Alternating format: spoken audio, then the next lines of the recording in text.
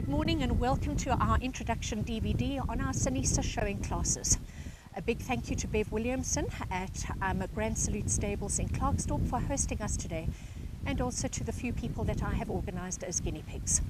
What we'll be covering today will be the working hunter classes, handy hunter, as well as in hand utility, working riding, which is our utility class, and then performance classes. We'll be running through the various different levels today, and I hope that what we are going to be teaching you today will be informative to not only instructors but to parents and children alike. For those of you who do not know who I am, my name is Claire Marcus Maloney. I am the chairperson of Northwest Showing. I am also a national showing riding judge in South Africa. For anybody that is new to SANESA and even new to the showing discipline, I urge you to all try and seek this very lovely little booklet that has actually been put out by the Showing Association of South Africa.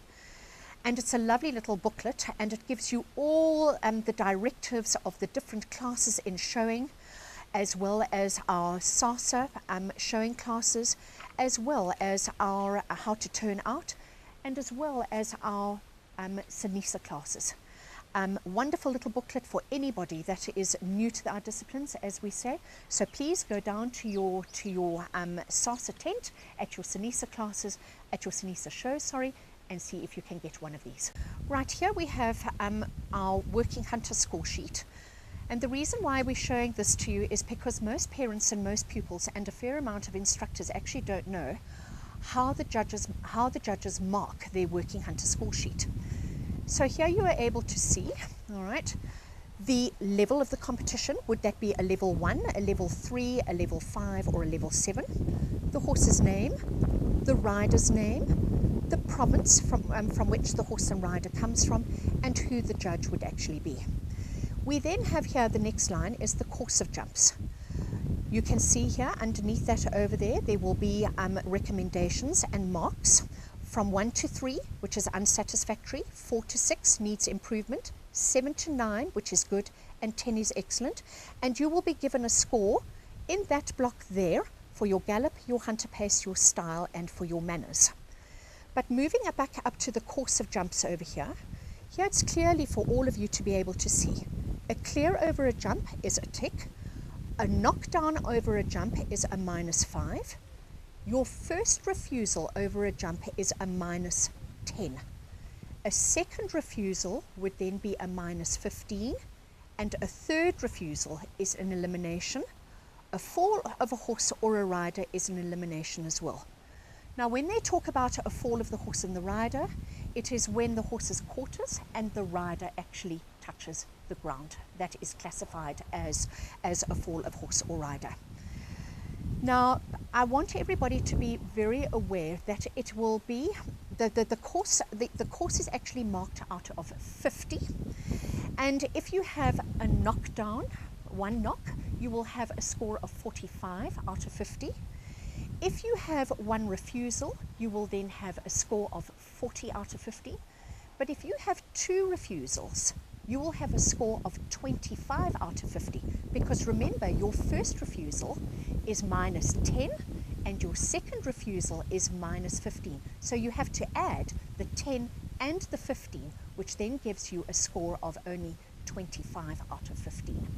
So it is very difficult for anyone to be able to try and make up any marks if you have had a refusal or even a knockdown. So the purpose of this, or our main aim of a working hunter, is to try and get a flowing and a smooth, clear round. Right. So we have now our course builder that is actually going around the course and just doing his final preparations. Before the course builder will then open the course for the riders and for the instructors to come and walk with their pupils. Very important for all instructors and pupils to be able to walk their course, because you will need to know distances between your double combination. And if you have, for instance, and if we can point down to the bottom corner over there, we have what's known as a dog's leg jump down the bottom. So it's a jump in, turning a corner, and a jumping out. Now that is what is known as a closed obstacle. And if you have a horse that has a refusal in the inside of that dog's leg. The horse may not leave that obstacle then to do the first jump and then go into the second jump again. The horse has to stay within the parameters of that dog's leg and then jump out from there and then continue with the course. Our judge, Mrs. Anna Stratling, is now going to walk the course. She is going to inspect it to make sure that she is happy with what she is seeing.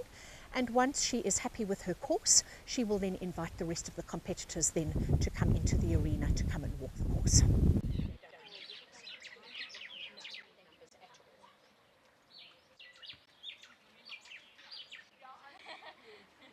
There we go. Oh, is that 6 and that's 7 there? Ah, there we go. And 7. There we go. It's level 1. So we have our first horse coming into our level 1 working hunter. No need for the child to introduce itself to the judge because we already have a ring marshal at the gate who will send each competitor into the arena in program order. Now what seems to have happened here is we have a competitor that has done number 1 perfectly, number 2 perfectly, but seems to have lost her way for number 3, so is now going to redo number 1, number 2, what will actually be expected. If this is the case, the rider will in actual fact be eliminated for starting the course again. Whereas if she had missed number 3 and gone back and done number 3 again, she would have just got a refusal for jump number 3. What the judge is looking for in this class as well, that is showing a bold and accurate round where the horse continues from start to finish at the same pace. Will be getting a mark out of 10 for this particular movement. Also, she will be getting a mark out of 10 for her gallop, which she is showing you now. And the judge is looking for a lowering, ground covering stride. She will also be getting a mark out of the rider, but the manners of the horse. Now, it is not the child's manners, but the horse's manners as the horse is going around. Is the horse pulling? Is the horse tugging? Is the horse hanging its leg? Is it knocking its jumps? Is it putting in extra strides? She'll be marked out of 10 for that.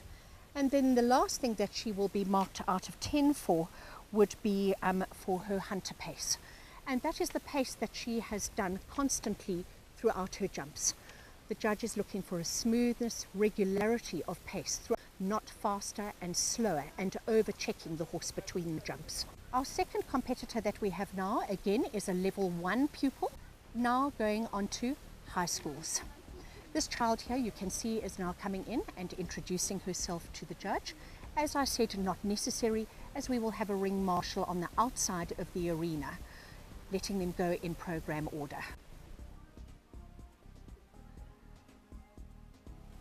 Right, she is well on her way into starting her course.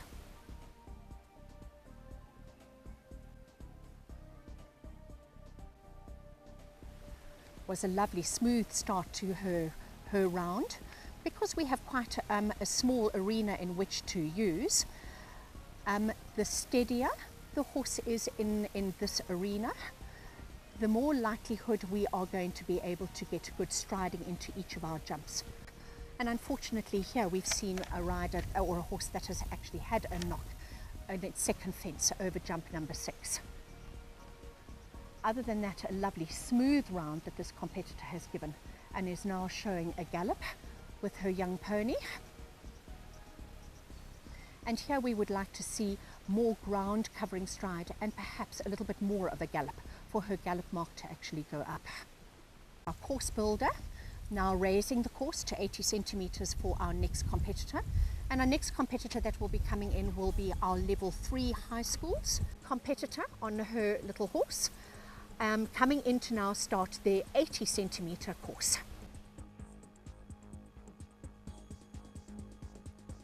Good rhythm so far into jump number 1 and into jump number 2.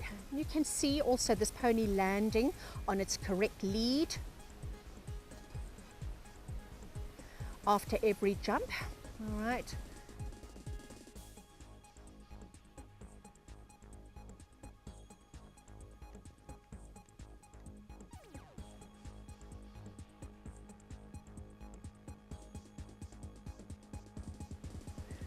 So far a lovely smooth round with the pony. And a lovely round, and now going to give us a gallop. If the ponies do land on the incorrect lead, right, we need to try and teach the competitors to trot and then go back into canter and then do their gallop, because this has now basically ruined the gallop where the pony has been disunited at the start of her gallop. Towards the end of the gallop, the pony has improved on its gallop, but we could have got better marks for the gallop. But a lovely jumping score of 50 because she had no knocks. And in a class now with 2 or 3 other children that had a knock. Obviously her scores would have been better scores and would have probably ended up as winning the class. Is holds too tightly in the horse's mouth, overrides with the upper body, and eventually the horse is scrabbling along trying to do a gallop but actually cannot do the gallop at all. And here you can see basically we are only having sort of a good strong extended canter at the moment, and there is nothing, and this is going to drop the marks horribly in the canter, in the gallop. Right, and again here now she's giving us a better gallop now, but you can actually see that the pony is still very much in a fray. The head is still far too high. We actually want to see the whole horse's body lengthening but not going onto the forehand. Thank you, Annette, that was very well done.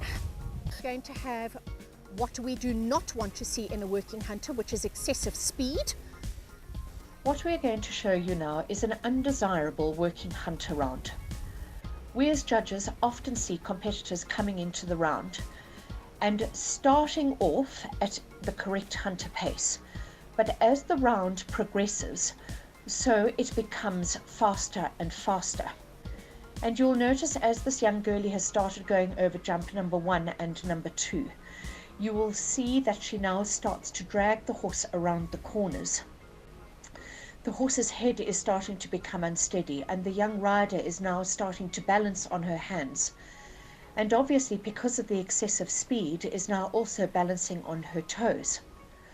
With the excessive speed that is being shown in this working hunter round, here we can see the horse hanging onto the rider's hands for the rider now to try and bring it back from the gallop, and all its marks, so style, manners, all the marks will actually be down to the detriment of the child at the end of the day. So instructors, all right, and parents, please know what is going to be expected in your classes and run according to those. For our level 5s and 7s, all the competitors will be called in once the class program order from left to right in front of the judge. The judge will either ask for the competitors to dismount, or she will actually keep them on their horses and for them to stand their horses up.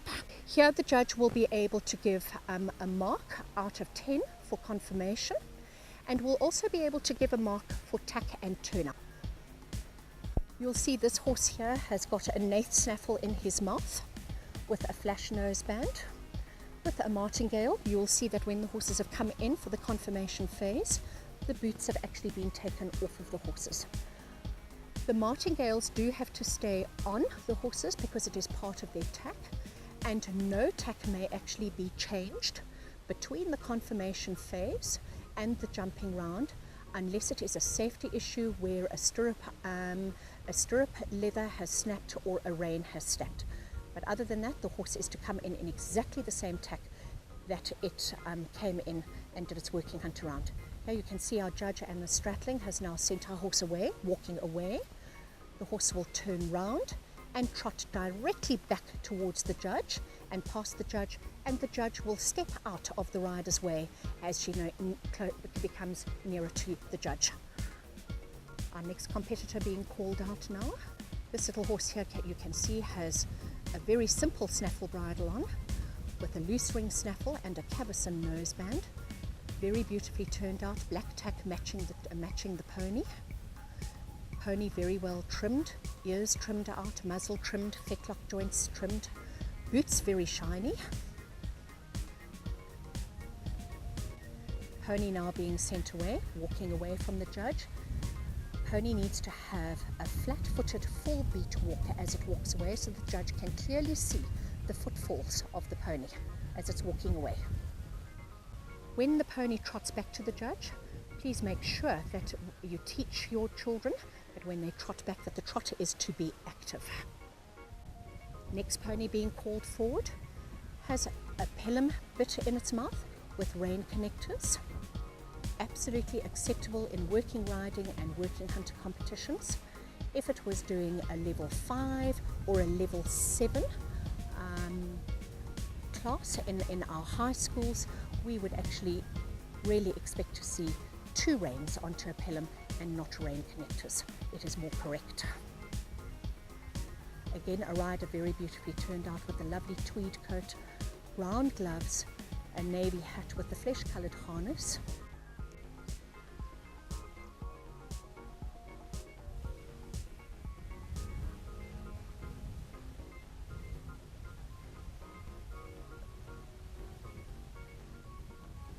Due to time constraints in the SANESA classes, sometimes the judges will actually ask for us to strip the horses, which means that we take the saddles off and the riders will be doing the confirmation phase then on foot.